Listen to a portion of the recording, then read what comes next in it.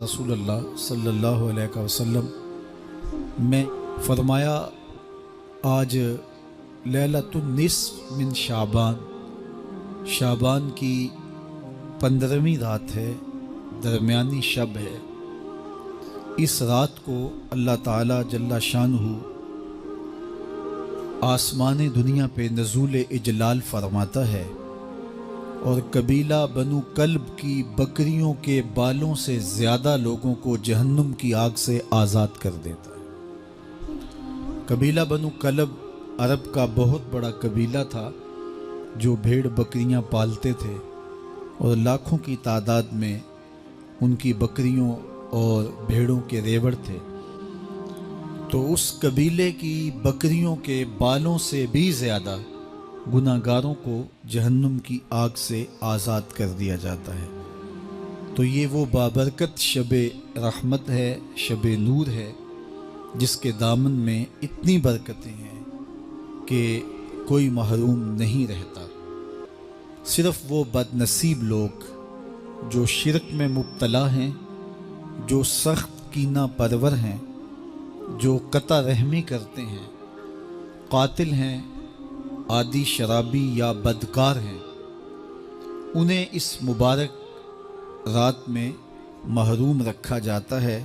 वरना अल्लाह की रहमतों का उमूम इस बाबरकत रातों में इस कदर होता है कि कोई गुनाहगार जो उसके हुजूर हाथ दुआ के लिए उठाता है और अपना दामन फैला के उसकी रहमतें मांगता है, उसे महरूम नहीं रखा जाता, बल्कि अल्लाह सब गुनाहगारों को जहन्नुम की आग से आज़ाद कर देता है।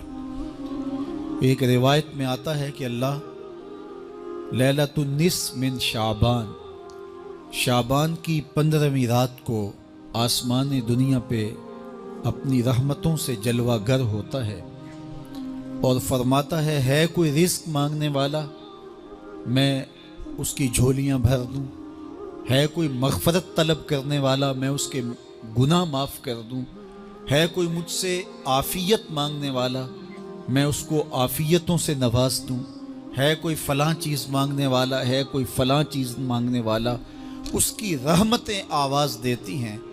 और ये आवाज़ गुरूब आफ़ताब से लेकर के तुलुए फजर तक मुसलसल बंदों को दी जाती है और बंदे उसके हुजूर अगर दस्ते तलब दाराज करें, अपनी झोली फैलाएं, तो अल्लाह ताला उनको उनके मांगने से भी ज़्यादा अता फरमाता है। इस उम्मत को अल्लाह ताला ने इस तरह की रातें दे करके मग़फ़रत, बख्शिश, गुफ़रान और रहमतों की फरावानी नसीब की है। अल्लाह ने हज़रत इंसान के सीने में जज्बात का एक जहां आबाद किया है।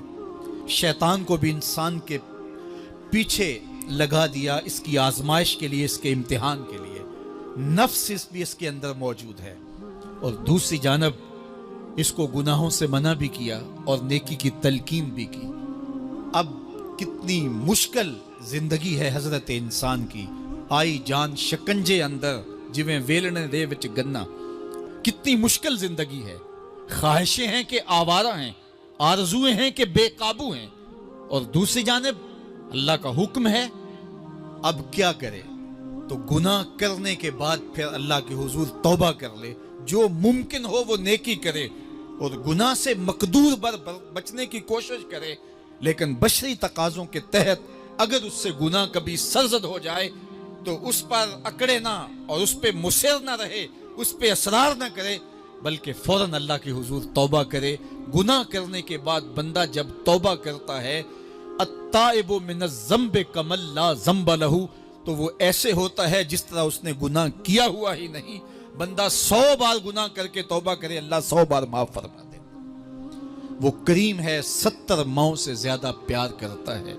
तो बंदे उसकी दहलीज पे जब तौबा करते हैं, रुजू करते हैं और उससे माफ़ी मांगते हैं, तो वो ये नहीं देखता कि ये गुनाहगार कितना बड़ा है, वो ये देखता है कि ये मेरी दहलीज पे आया है और उसके माँ कबल के सारे गुनाह माफ़ भी करता है, बल्कि गुनाहों को बदल के नेकियों में भी तब्दील कर देता है।